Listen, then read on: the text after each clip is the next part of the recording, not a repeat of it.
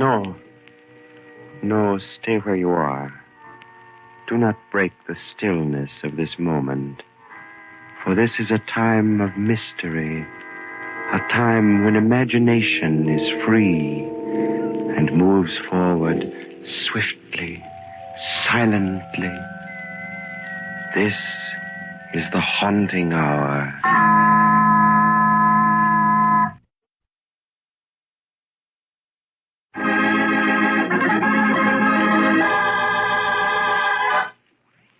Homicide House.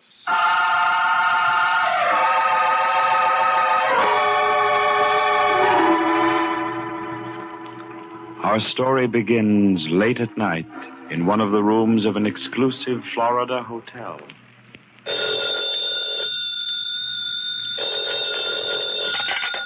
Hello.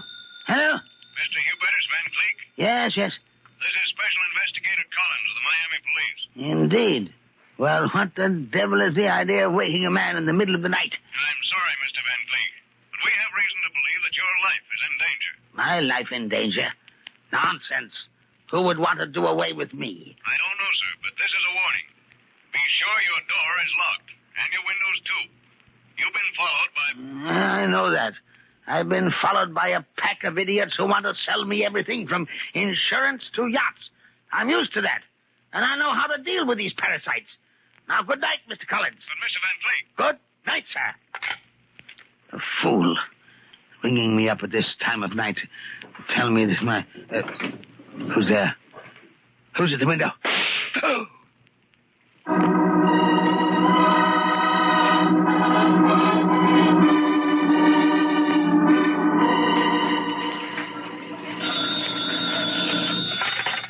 Hanson, managing editor. Oh, it's you, Senator. No, sir, the New York Clarion will not retract that statement. This is an independent newspaper. What? You'll take us to court? Go ahead. We've got all the facts on that waterways project, and we can prove them by affidavit. Sorry, Senator, I haven't time to argue with you. I'm a busy man. Hi, Chief. What's doing? Sit down, you two. I've got an assignment I want you to handle together. Say, Chief, if it's about that phony waterways deal, why, that's just my dish. No, Bill, it isn't the waterways project. Oh. You remember the Hubertus Van Cleek murder case down in Florida a couple of weeks ago? Yeah, he was shot in some hotel room. Huh? By a murderer. Murder is unknown. That's right. Well, as you know, old Hubertus was the last of his line. One of the oldest and wealthiest society families in New York. Yeah, the Van Cleeks had plenty in the sock, all right. And there wasn't even a will. Yes. Now, here's the angle. Every Van Cleek, from Hubertus right back to old Theodore, the original settler, has died by violence. For some reason, not one ever died a natural death. Remember Claudius Van Cleek? Yeah, I've heard about him. He was a little before my time. A Wall Street speculator, wasn't he? Yes. Well, he ruined thousands of people in the market. And one of them finally stuck a knife into him. Ah. That left 2 sons and 1 daughter. Hubertus, Hector, and Abigail. Well, we know what happened to Hubertus. But what about Hector and Abigail? Well, back in 1898, they took a boat called the Portland for Europe to escape the disgrace of what their father had done. But the Portland went down in a storm off Cape Cod, and so did Hector and Abigail. Yeah, well, all that's very interesting, Chief, but it's old stuff. What's the story? Now, wait a minute. I'm coming to that. I just got a tip that a syndicate in town is going to tear down the old Van Cleek mansion overlooking the East River and build a new skyscraper on the property. That's just as well. That old mausoleum's an eyesore. It's been boarded up for years. I still don't see... I want the whole Van Cleek story from soup to finger bowls for our Sunday supplement. Hit this mysterious tradition of sudden death in the Van Cleek family hard. Give me plenty of color and the flavor of the past. Go down with Maureen here and take a good look at the old Van Cleek mansion so that you can write about it intelligently. And we'll want pictures. Well, doesn't sound very exciting. Look, Chief, if you'd give us that water... Your assignment, Mr. Foster, is the Van Cleek story. Now get out, and don't slam the door. I knew I should have been a radio commentator. Come on, Maureen.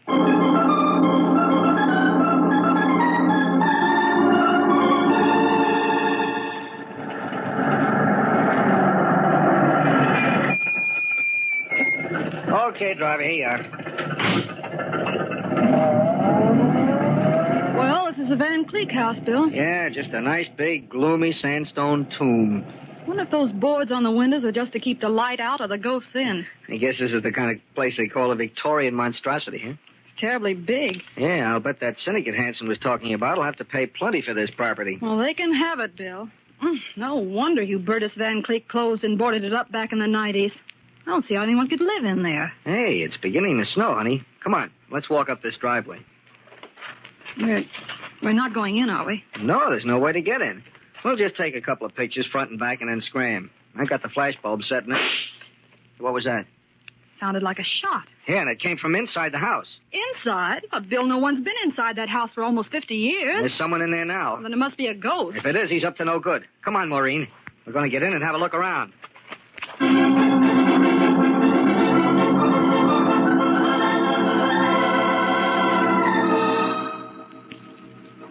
Bill, where are we? Well, in the cellar, obviously. But more than that, in the wine cellar. You smell the champagne? Yes. It's funny how the odor of wine would still be here after 50 years. Bill, is it safe to use your flashlight in here? Well, in view of that shot we heard, no. We've got to see where we're going. Yeah. Nice place for murder, huh? Look at all those spider webs. Why, the place is practically covered with them. Hey, never mind the spider webs. Look at those bottles on the shelves. Champagne, imported. 1876, 1879, Why, the place is loaded with vintages. Yes. But why should we be able to smell the wine? I don't know. We'd better try to find a way upstairs. That's shut. Bill. Yeah. Footsteps. Someone's upstairs. No doubt about it. Bill, maybe we better get out and call the police. What? And ruin a good story? Here, Maureen. You carry my camera. I want my hands free, just in case. All right. Where are we going now? There's only one place to go. Upstairs.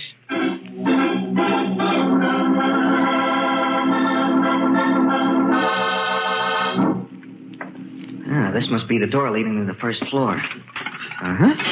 It's open, too. Come on. That door makes enough noise to wake the dead. I'm not worried about the dead. It's that live ghost somewhere in this big Victorian barn that I'm worried about. What kind of a place is this? It's tremendous. Looks like the grand ballroom. Shades of the gay 90s. So this is where the 400 played in the mauve decade. Yeah, gaslight fixtures and all. Oh, those awful statues and statuettes. They're horrible. Yeah, they ought to open this place up as a museum. Hey, here's a neat little piece. I can carry it in one hand, too. Why? We're chasing a ghost, do you remember? And he's got a gun. We haven't. This little stone figure might come in handy. See what I mean? He's up there now, on the second floor. Yeah, and sooner or later, we'll catch up to him.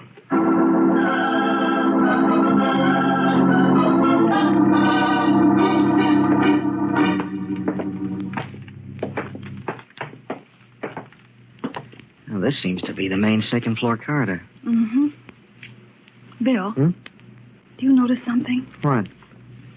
Seems clean here. So someone lived here on the second floor. Yeah, you're right. It's warmer, too. And there's no musty smell. And no spider webs. I wonder what that means. Bill. Well, seems that our friend the ghost not only likes to shoot off guns, but he likes to tickle the ivories, too. Maybe he heard us. Come on, Maureen. This is it. You stay behind me. I'll go first, just in case. All right, Bill. But be careful. Yeah, come on.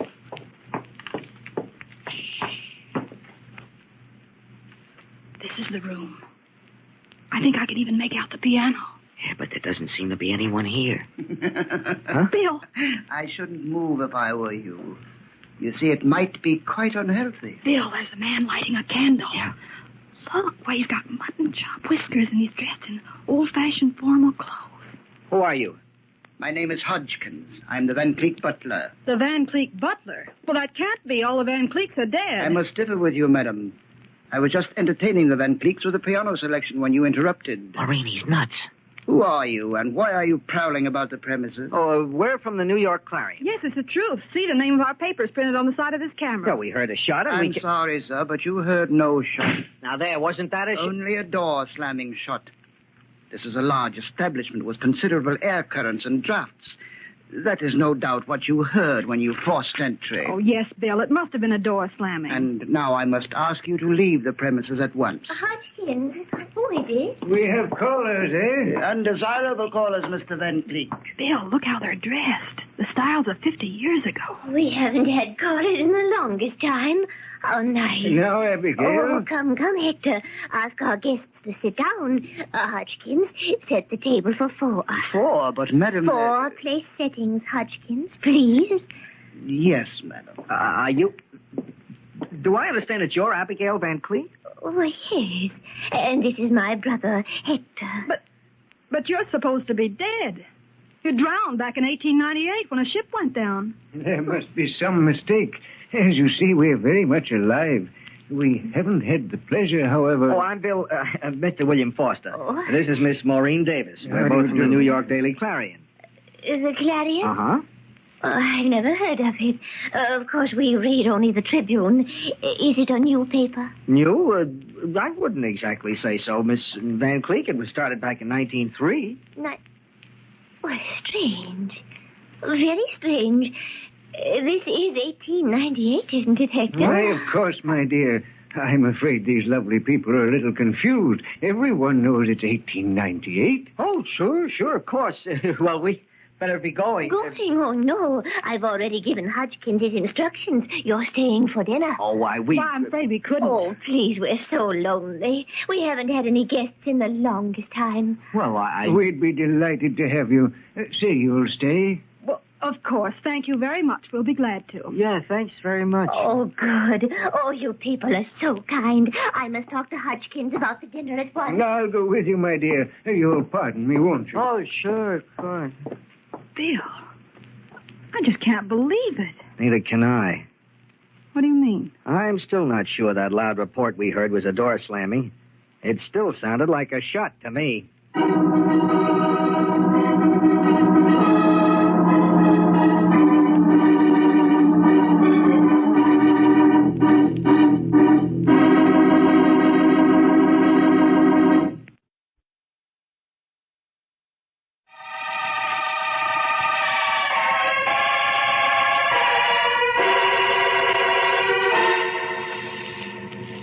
Bill Foster and Maureen Davis, New York reporters, have entered the old Van Cleek mansion, closed and boarded up for 50 years.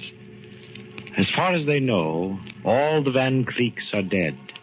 The last of the line, Hubertus, having been killed in Florida.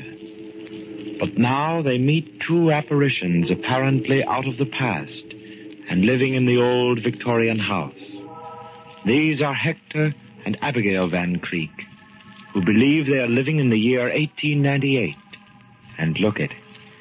Hector wears mutton-chop whiskers, high-button shoes, and Chesterfield coat. Abigail is dressed in crinoline and old lace.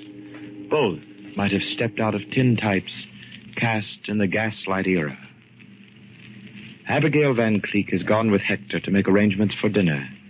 Now Hector returns to Bill and Maureen. You're probably wondering about my sister and me, Mr. Foster.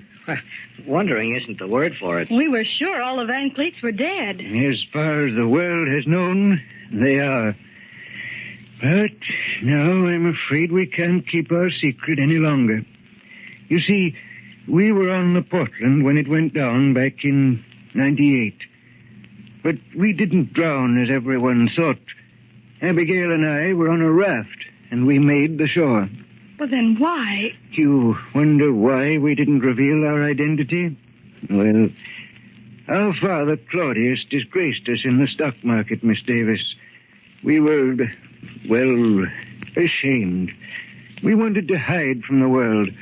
And so I conceived the idea of coming back here to the old house after Hubertus had closed it, and living our lives out away from the accusing eyes of the world. I see. And you've lived here for 50 years, hmm? Yes, Abigail, I, and Hodgkins.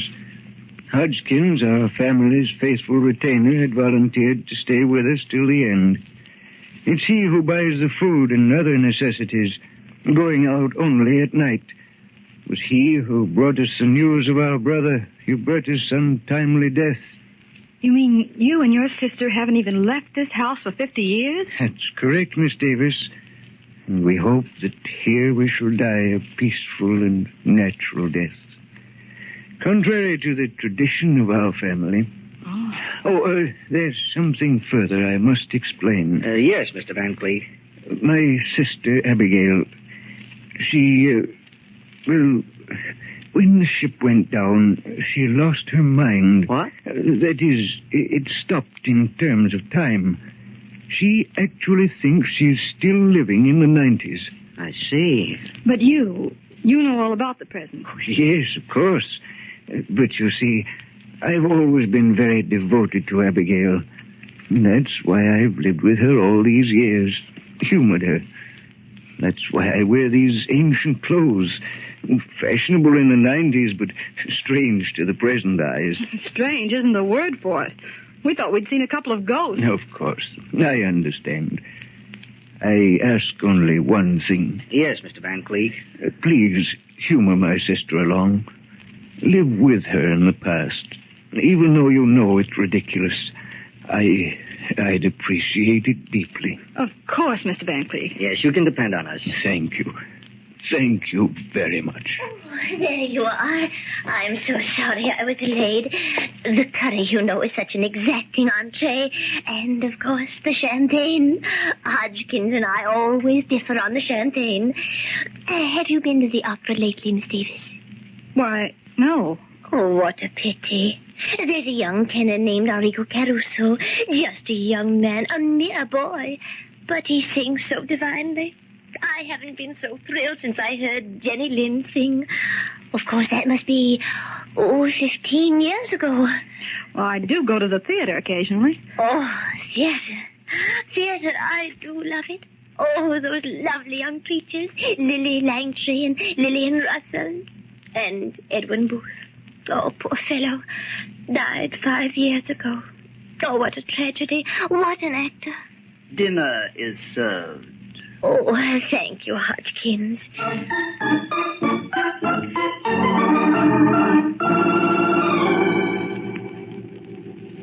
More wine, Miss Davis? Oh, no, thank you, Mr. Van Cleef. Mr. Foster? Oh, thanks. I couldn't touch another drop. You may remove the wine, Hodgkins. Yes, madam. It's been a wonderful dinner, Miss Van Cleef. I haven't had food like that since the war. Oh, yes, the war. Isn't it terrible? Still, we're fortunate in having men like Roosevelt and Dewey to lead us against the Spaniards. Roosevelt? And Dewey? Against the Spaniards? Yes, Abigail's right. Admiral Dewey's victory in Manila Bay. And, of course, Teddy Roosevelt's gallant charge at San Juan Hill. Will there be anything else, madam? No, Hodgkins, I don't think so. Oh, yes. You might tell me what the weather is like outside.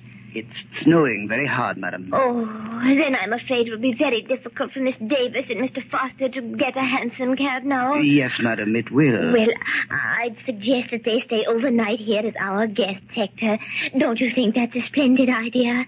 I certainly do, Abigail. Oh, Miss Van Cleef, we couldn't. Oh, we don't want to put you out. Oh, no, we'd be delighted to have you. Yes, we insist. Well, I'm sorry, but we... Please, it would make Miss Van Cleef and myself very happy. Well... Thank you, Mr. and Miss Van Cleef. We'll stay. Oh, that's wonderful. Hodgkins. Hodgkins. Yes, madam. Prepare 2 rooms for our guests. Yes, madam. At once.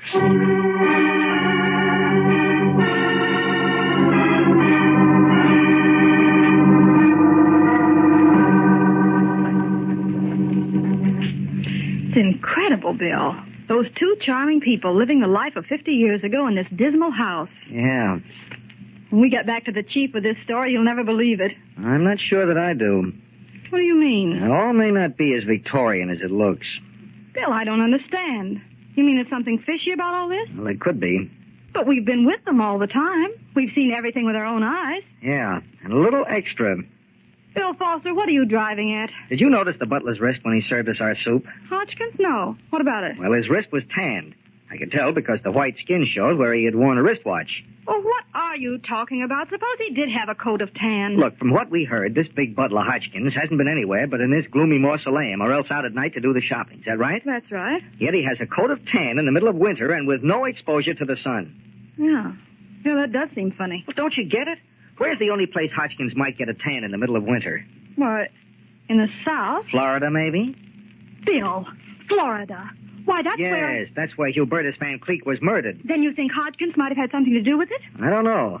Personally, I don't like him. There's something about his eyes. You know what we ought to do? What? Get out of here in a hurry. This thing is beginning to come together like a jigsaw puzzle, and it is't nice. Here, I'll carry the camera. Bill, There's no time to talk now. We've got to leave fast if we're going to leave at all. Come on, Maureen. Let's try the back way. The last time I saw our pal Hodgkins, he was prowling around in the front of the house.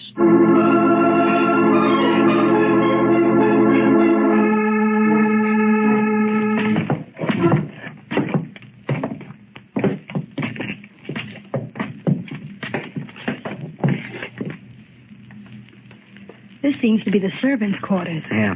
I'll try this door. Maybe it'll lead down into the cellar, and then we can make our getaway the same way we came in. Nope, it's no good. It's locked tight. Here's another door. I'll try it. Bill, oh, Bill. Yeah, it's the bunny. We're standing up in that closet, and when you opened the door, it fell out. Oh, Bill. Keep your chin up, baby. Don't lose your grip. I'm going to take a look. Uh-huh. Bullet hole right through the heart. Then that must have been the shot we heard. There's no doubt about it. That door slam alibi was a phone... Wait a minute. The devil's got identification papers. Well, I'll be... What is it, Bill? This guy's name was Collins. He was a special police investigator for the Miami police. Then he must have followed Hodgkins up here on the Hubertus Van Cleek murder. Precisely, Miss Davis. Huh? And, of course, I had to do away with him. Hodgkins? Yes. Now, don't move, Mr. Foster. This gun works very well, I assure you. So it was you who murdered Hubertus Van Cleek. You're a very clever young man, Mr. Foster. Did you nail him, Hodgkins? Got him cold, Nixon. I guess it's all settled about what we'll do with them. It's all settled, Margie. Nixon. Margie. Yeah, in other words, Hector and Abigail. Pretty clever impersonations, too. Thank you, Mr. Foster. Looks like we'll have to give these two nosy newspaper characters the same business we gave that cop, Collins. Yeah, Nixon, looks like. Bill. I'm afraid they've got us, Maureen. I've got to hand it to you, crooks. The neatest inheritance racket I've ever heard about. Inheritance racket. Yeah, this little trio knocked off Hubertus, last of the Van Cleeks. That means that there weren't any existing relatives to claim the Van Cleek fortune, until very recently. That is until Nixon and Margie here brought Hector and Abigail out of a watery grave. That's right. Pretty clever, aren't you, Mr. Foster? Yeah, too smart for his own good, eh, Hodgkins? That's right, Nixon. But, Bill, how could they prove that they were Hector and Abigail Van Cleek? Well, they fooled us, didn't they, baby? It was a beautiful act and a very nice little story. Besides, there was always Hodgkins here to add the final clincher. Oh, you know that too, Mr. Foster. Yeah, I took the trouble to read a few old clippings down at the Clarion Morgue. You really were the Van Cleek butler. As the faithful family retainer, you could positively identify these two phonies here as Hector and Abigail Van Cleek. Then ring yourself in on a nice three-way split on the dough. No use wasting any more time, Hodgkins. Let him have it. Yeah, we'll have our work cut out to bury them in the cellar. Bill. Steady, baby. I've shot plenty of people with this camera of mine, but this is the first time I've ever been on the receiving end of a... Put that camera down. Quick, let him have it. The flashbulb blinded me. Hodgkins, your gun on the floor. Maureen, it's gone. I've got the gun, Bill. Okay, let me have it. Well, isn't this fun? Oh, Hodgkins, you fool. You really couldn't help it, Abigail, or rather, Margie.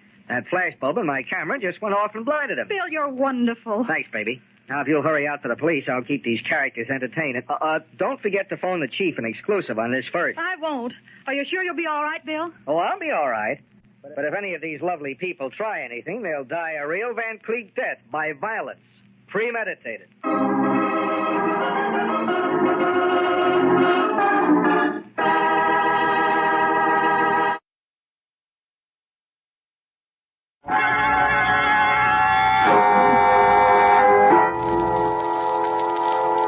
Shadows and stillness, mystery weaves a spell of strangest fascination, charging the mind with doubts and fears.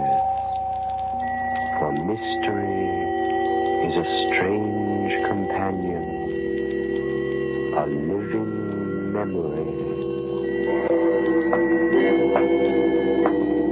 In the haunting hour.